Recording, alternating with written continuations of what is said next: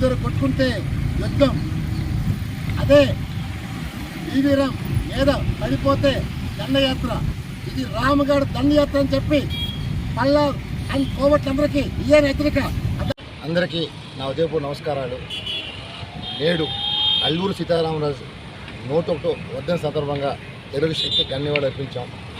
ఈవేళ మేము ఒకటే చెప్తున్నాం, ప్రతి ఒక్కరు దండలేసి ఫోటోలు పోజేస్తారు కానీ తెలుగు శక్తి ఫోటోలు పోజే. ఈవేళ మేము ఒకటే ప్రతిజ్ఞ చేస్తున్నాం, అల్లూరు సీతారామరాజు సాక్షిగా ఎవరైతే కోవట్లు ఉన్నారో తెలుగుదేశం పార్టీలో ఒక పల్లయ్య కాదు ఇంకా ఇతర కోవట్లు అందరినీ కూడా ఏర్పడైపోతున్నారు. ఎందుకంటే తల్లిపాలు తాగి రొంబు విరిచి ఇలాంటి వాళ్ళని ఎవరిని వదిలిదోసుకోలేదు. ఈరోజు ఒక సైనికుడి మాదిరిగా ఈవేళ నాడు బ్రిటిష్ని ఎలాగైతే గడగలాడించారు అల్లూరి సీతారామరాజు, అది ఆయన ఎందుకు చేశారు? దేశం కోసం స్వతంత్రం రావాలని చెప్పి యుద్ధం చేశారు, ఎవరో చెప్తే చేయలేదు. అలాగే ఈరోజు బీవీ రామ్ కూడా ఎవరో చెప్తే యుద్ధం చేయట్లేదు, దండయాత్ర చేయట్లేదు. నేను ఒకటే చెప్తాను, ఒకరిద్దరు కొట్టుకుంటే అది యుద్ధం, కానీ నేను ఒకరి మీద ఎదురు తిరగబడితే అది దండయాత్ర. ఇది రామ్ గారి దండయాత్ర మనం చేస్తాను. డెఫినెట్గా నేను తెలుగుదేశం పార్టీ కోసం నా ప్రాణాలైనా తొండపైగా సమర్పిస్తాను తప్ప చంద్రబాబు కోసం తప్ప నేను ఇలాంటి కోవట్ని ఏర్పాటు. ఈవేళ నేను తెలుగు జాతి ముద్దు బిడ్డగా తెలుగుదేశం పార్టీలో నన్ను కోవట్ అన్నారు, నేను కోవట్ కాదు, కోవట్ల నా కొడుకులను అందరినీ ఏర్పాటు. ఈరోజు ఏదైతే సీతారామరాజు గారు సాక్షిగా చెప్పబోతున్నారు, దాని టైం కౌంట్ డౌన్ స్టార్ట్ అయింది. డెఫినెట్గా మహానాడు లోపలే అందరినీ ఏర్పాటేస్తానని మనం చేస్తాం.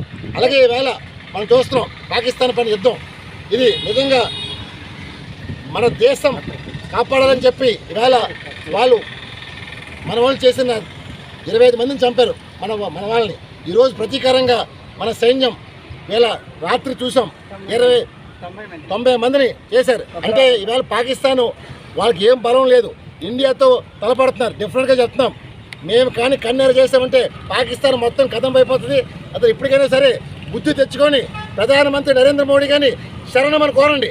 కోరకపోతే మాత్రం మీ రాష్ట్రం మీ దేశం మొత్తం సర్వనాశనం చేస్తాను. జై హింద్.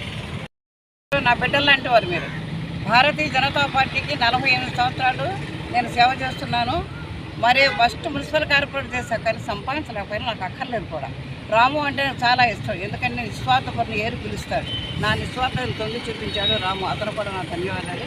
నేను చెప్పేది ఏంటంటే అభినవ్ అల్లూరి సీతారామరాజు మన్యం నుంచి కూడా దేశం కోసం పోరాడాడు. అలాగే పోరాడుతూ కన్నుమూశారు. ఇలాంటి మహనీయులు ఎక్కడో ఉన్నారు. సుభాష్ చంద్రబోస్ తర్వాత అల్లూరి సీతారామరాజు మనం చెప్పక తప్పదు. కాబట్టి అందరం కూడా ఈ దేశం కోసం పోరాడే ముందు ఉగ్రవాదును హతమార్చడానికి ఈరోజు ముందుకొచ్చాడు మోడీ లాంటి మహోన్నత వ్యక్తి లేడని నిరూపించుకున్నాడు. ఈ దేశభక్తి కోసం మనందరం డబ్బక్కర్లా ఈ దేశానికి పనిచేసి కన్నుమూస్తే తరతరాల మన పేరు నిలుస్తుంది. మీ అందరికీ కూడా అందరూ అల్లూరి సీతారామరాజు కొంచెం ఈ దేశాన్ని పనిచేయాలని కోరుకుంటూ నేను